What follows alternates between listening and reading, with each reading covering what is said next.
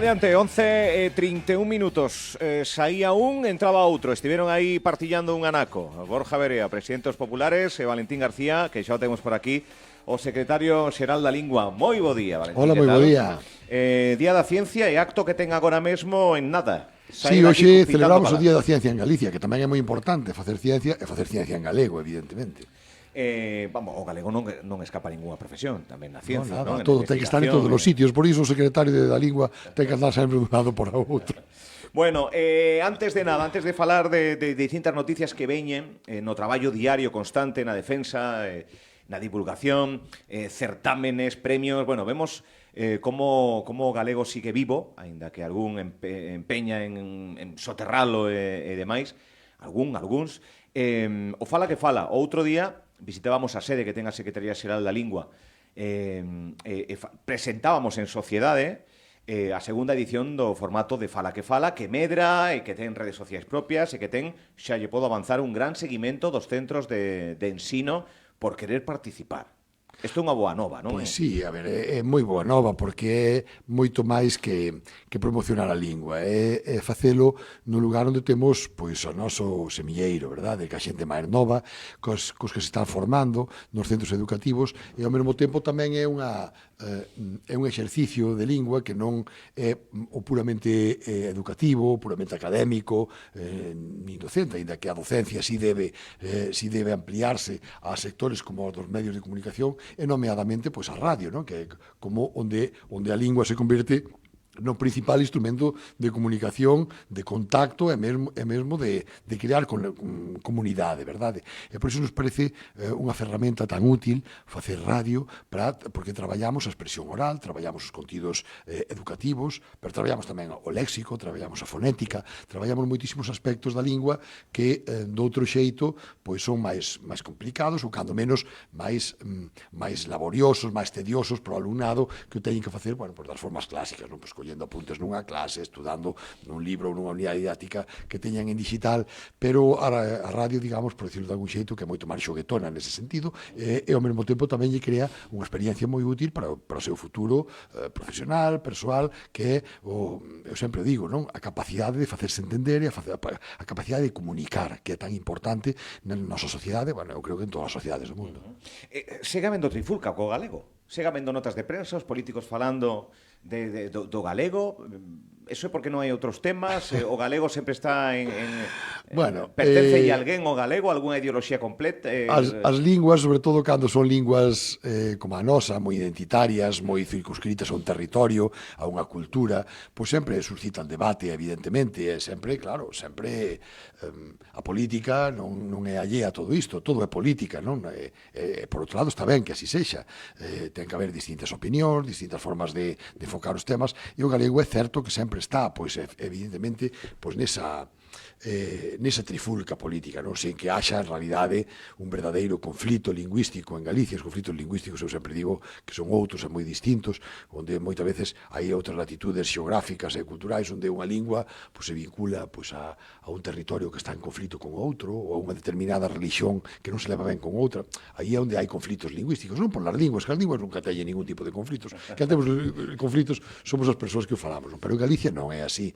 En Galicia o que temos é, bueno, unha lingua que por razóns históricas e por razóns que teñen que ver ca natureza da nosa propia sociedade, pois temos unha lingua pois moi grande e moi potente, das máis grandes que hai no mundo, que é o castelán, a lingua máis falada do planeta despois do chino mandarín, e ao lado temos unha lingua pois que ao longo do século se fixo cun prestixio moi grande, que ten moitísima implantación e moitísima identificación cun territorio, pero bueno, cun país que ten 2.700.000 habitantes de poboación, non? Entón, bueno, por iso decimos que temos unha lingua A e unha lingua B, que é como normalmente se designa en lingüística o que se chama diglosia, non? Hai dúas linguas cooficiais, nun mesmo status administrativo, nun mesmo status legal, nun mesmo status incluso a nivel, me atrevería a dicir eu xa hoxe, de prestixio lingüístico. Eu creo que hai moi pouca xente en Galicia que pense pois, que o castelán é unha lingua superior á lingua galega, é dicir, a xente non pensa isto así. Outra cousa que pense que unha lingua vale para uns usos e outras para outros, que é máis útil para unhas cousas e outras para outras, non? Pois temos que traballar tanto co prestixio e coa utilidade do noso idioma, porque é a maneira, digamos, de que poida manter a súa posición e incluso mellorala ao lado dunha lingua tan forte como o castelán. É unha responsabilidade común. En Radio Líder puxemos en marcha este Fala que Fala, que percorre os centros escolares, que tamén sementa o galego nas redes sociais e demais. Outro día, estou moi pendente dun programa de radio deportivo, falaban os presentadores da importancia que ten exemplos como Borja Iglesias, o compostelán Borja Iglesias, xogador do Celta, agora na selección española, cando nas roldas de prensa, máis alá de ser preguntado en castelán ou en galego, el tenta responder sempre en galego. E o poñían como exemplo de responsabilidade e de exemplo de contagio para aqueles novos, non tan novos, pero novos especialmente, que vexan a un dos seus ídolos falar en galego cunha naturalidade que xa ten Borja Iglesias de por sí. Isto fai ben ao conxunto da cidadanía, que unha persoa concreta de tanta repercusión aposte polo galego. Sí, claro, é o que chamamos os referentes de prestixio, non? Son persoas prestixiosas nos seus ámbitos, no caso de Borja Iglesias, que o fai moi ben no ámbito do fútbol, verdade? E outros que pode ser no artístico, porque cantan, porque saen en cine.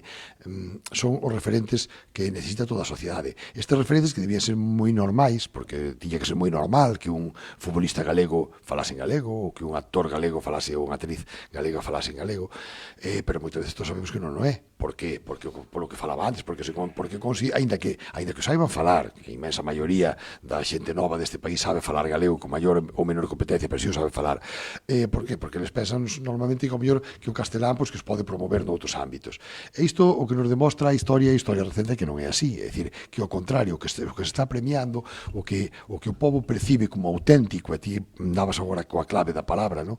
Como auténtico, é o que está apegado a nosa forma de ser, a nosa terra, a nosa historia e a nosa traxectoria, verdade? Entón, parece que un Borja Iglesias falando en galego, ademais de ser... Pois ese exemplo porque o teño recente. Efectivamente, ademais de ser un xogador do Celta que xoga moi ben ao fútbol, que é convocado pola selección española e que fai moitísimas máis cousas, moi mediático, ademais, pois fala en galego e defende o que é propio dele, da súa propia traxectoria e seguro da súa tradición familiar, non?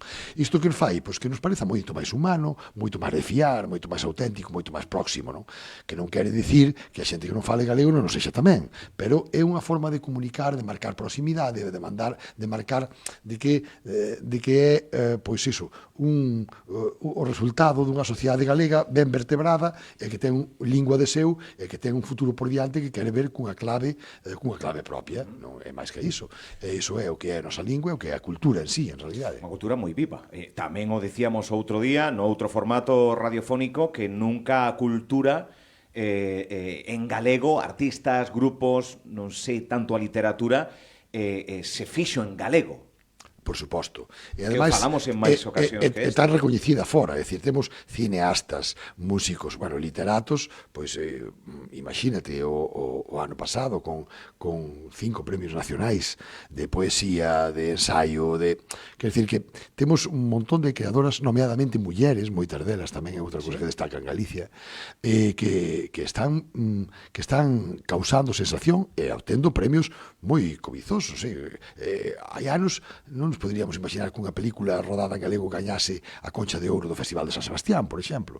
Bueno, pois foi posible, non é verdade? Ou que, non sei, porque artistas nós estuveren triunfando en toda Europa, en América, en moitísimos sitios, cantando temas ou parte do seu repertorio en lingua galega. Isto demóstranos moitas cousas, que somos capaces de facer as cousas en lingua galega, que en lingua galega se pode triunfar en calquera ámbito da realidade, e a partir de aí, pois, animar a todo o mundo, os emprendedores que están empezando, os que xa empezaron e se teñen éxito, a que proben a facer cousas en galego. É moi interesante, está dando moi bo resultado. Que novidades ten? Que sei que ten prisa, por eso quero ir... fago así unha pregunta ampla para que vostede me responda por onde o que teña máis presente. Que novedades hai no seu día a día que poda anunciar aquí? Estamos agora inmersos no que chamamos o Pacto pola Lingua, máis concretamente na renovación do Plan Xeral de Normalización da Lingua Galega, que queríamos contra finais de outubro empezar a ter xa algunhas conclusións, algunhas propostas novas de cara a renovar ese plan que tiña 20 anos xa de antigüidade, que é como un pouco como a nosa folla de ruta das políticas lingüísticas a aplicar no Plan Xeral de Normalización da Lingua Galega. O sea, renovación. A renovación é actualización, porque ainda que nos poida parecer increíble, hai 20 anos pois non había redes sociais, por exemplo, non había estaba empezando a popularizarse internet e o correo electrónico.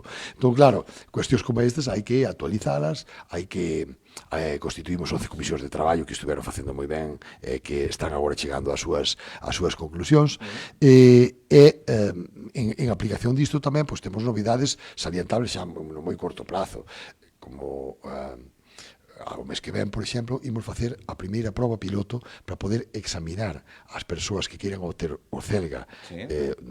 Imos comezar polo CELGA 4, pero vamos poder examinar a persoas en calquera punto do planeta onde se atopen, porque imos facer exames en liña. É a primeira vez que a Xunta de Galicia vai poñer en marcha un sistema de examinar competencias lingüísticas neste caso, telemáticamente.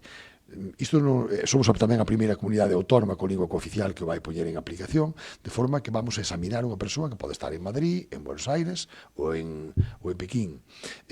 A parte xa de poder facer os cursos de forma telemática, que xa o puxamos en marcha hai algúns anos, o sea, a parte de formarse, agora vai poder examinarse, sin ter que vir facer os exames presenciais a Santiago, a Ponferrada, a Madrid, en calquera dos sitios onde estábamos agora facendo exames presenciais. Ben, agora imos empezar a facelos telemáticamente. Eu creo que é un gran avance. É un gran avance para a lingua, mesmo para o noso sistema educativo, porque é a primeira vez que se vai aplicar en Galicia sobre, como digo, sobre o ensino regrado, porque son as probas que se ti as pasas e as aprobas, tes un certificado oficial da Xunta de Galicia de competencia en lingua galega. E isto é algo que nos fai moita ilusión, porque é un pouco pechar o círculo da universalización, digamos, do coñecemento da lingua. Se ata agora xa te podemos formar, esteas onde esteas, en calquera parte do mundo, agora vamos te poder examinar e acreditarche que es un galego falante, con nivel CELGA 1, 2, 3, 4, pero isto vai ser tamén, eu creo que un antes e un despois da formación en lingua galega. Temos algunhas outras novidades, daba conta aí a semana pasada no Parlamento, por exemplo, tamén do grande avance que estaba vendo no ensino do portugués, no? E da proximidade da lusofonía, e outra das grandes potencias que ten o galego é ser intercomprensible co portugués. O portugués é a 7ª lingua máis falada do mundo, e a máis falada no hemisferio sur do planeta, por facer unha idea, non? Por dar unha idea. Ben, pues, os galegos temos a gran sorte, grazas ao galego, de que podemos interactuar cos portugueses. Nós isto moitas veces nos damos conta da ventaxa que é ata que non imos a un país lusófono acompañados de alguén que non é galego, e é onde nos damos conta, non? Cando imos, por exemplo, cun valenciano ou cun andaluz a Portugal, ou a Brasil, ou a Angola, e vemos de repente que nós somos capaces de falar e de entender, e o que ven ao lado noso non se entera de nada, e temos que traducirlle nós, temos que facerlle de intérpretes, non? Por qué? Porque falamos galego. E isto é unha, como digo, esa intercomprensión é algo fundamental o que está facendo que este ano subiramos xa dos 6.000 alumnos en secundaria de alumnos de portugués, alumnos e alumnas de portugués, o cal tamén é algo moi significativo, porque sabemos que este incremento é tamén polo que son persoas que dominan o galego e que falan o galego e que ven o portugués como unha oportunidade e como unha lingua tamén próxima, non? Entonces, pois lánzanse a estudialo, co cal tamén estamos moi orgullosos diso. Xa na recta final, e volvendo de novo ao Fala, que mañá é o último día para anotarse, o día 10, anunciaremos eses 8 centros, medran 2, e tamén iremos creando esas redes sociais xa específicas do Fala, que para que eses traballos que fan os propios rapaces e rapazas teña maior difusión. Recorreremos toda Galicia falando do galego en galego, que é unha frase que digo moito, xogando co galego, entrevistas en galego, preguntándolle a xente, os cativos, se falan máis habitualmente galego ou non. Ben é certo que sí que se nota unha diferenciación, e así os estudos o din, entre zonas máis urbanas e zonas máis rurais. Algunha das explicacións que a mí me dixeron é: non o falo porque o falo mal, pensan que o falan mal. E temos algo con nós mesmos, que seguramente o castelán non sexamos a veces todos os correctos, metemos palabras moitas en inglés, as asociamos, claro, sí. Falando do galego metemos, en fin, hai medo a falalo mal. Eu sempre digo que as linguas son unha das cousas máis vivas que manexa o ser humano, porque as linguas manexámolas, fíxate, ata cando dormimos, porque soñamos unha determinada lingua. Esta concepción de que o falamos mal é algo que ven herdado moito da escola española, a escola de Virjana, ¿no? Da corrección lingüística. Noutras latitudes, por exemplo, hai moita diferencia no inglés. Cando estudamos inglés, unha cousa é falar inglés cun inglés de Inglaterra, outra cousa é falar inglés cun norteamericano, por exemplo, no? Onde o que conta é entenderse, verdade? Ben, pois, co galego ou con calquera outra lingua do mundo é o mesmo. Non hai que ter medo a falalo mal. Nunca empezamos a falar cando empezamos a falar unha lingua, nunca empezamos a falala correctamente de todo. Ese estado lingüístico non existe. Temos que empezar a falar, e cando empezamos a falar unha lingua, pois claro que temos erros. Inda mesmo falando todos os días, escápase nos cousas, temos erros. Eu sou o secretario de Política Lingüística, e a veces, pois digo unha palabra, saime un castelenismo, hai un pronome que coloco mal, porque falo moito durante todo o día. E entón non hai que ter medo a ter erros na lingua, o que hai que ter medo a non utilizala. E cal é o segredo de todo isto? Eu sempre digo, horas de voo. Isto é como conducir ou pilotar un avión. Fala, mételle horas, e a partir das horas que lle metas falando, irás errando cada vez menos, e irás collendo soltura, collendo fluidez na túa fala, e iso é o que hai que facer, practicar. E por parte dos galegos falantes, os que nos toca escoitar, tamén perder moitas veces algo que temos os galegos, que é a hipercorrección, que se chama, que é dicir, dixeches abuelo, hai que dicir avó, dixeches jueves, hai que dicir xoves. Non sexamos tampouco tan incisivos moitas veces, porque iso que fai é desactivar, desanimar nese neofalante, nesa persoa que está achegando o galego. O que estamos facendo é quitándolle un pouquiño de gas a esa chama que ten dentro, que lle di que debe empezar a falar galego, non? Pois bueno, pois unha persoa, en principio, fixados, eu acabo de dicir bueno agora, non debía decir bueno en galego, pois non pasa nada, pois non pasa nada, porque isto pasa en castelán. Agora van dicir que o secretario xeral da lingua non fala ben o galego. Pois pasa, algún pode aproveitar esta... Pasan todas as linguas. Claro. Eu sempre digo, cando falamos con o madrileño di el soldado ha llegado. Está falando mal castelán. Iso un galego non lo dicimos nunca. Un galego sempre diríamos en castelán, el soldado ha llegado. Nunca diríamos el soldado ha llegado. Está maldito en castelán. E máis son madrileños. E máis tamén falan o castelán con incorreccións. E non pasa nada. O que hai que comunicarse é falar unha lingua, evidentemente, intentar falala o máis correcta posible, sobre todo os que temos que facer uso dela nos aspectos públicos, no ámbito do ensino, no ámbito da comunicación, pois unha lingua cuidada, evidentemente, é o que debemos perseguir sempre. Pero no día a día, na fala cotiá, pois evidentemente cada un ten que falar a lingua que ten. E canto máis a falemos, mellor lingua será. Por iso que a mellor maneira de coidar e de apreciar o galego é falalo. Sei que ten prisa, poderíamos falar de máis asuntos, pero xa ten que ir para o seguinte acto. Graciñas por vir, graciñas pola aposta novamente da Secretaría Xeral da Lingua polo Fala que Fala e por traernos esas novidades, por primeira vez na Xunta, esas probas que se van facer de forma telemática. Graciñas, Valentín García. Graciñas a vos. Graciñas, a la próxima.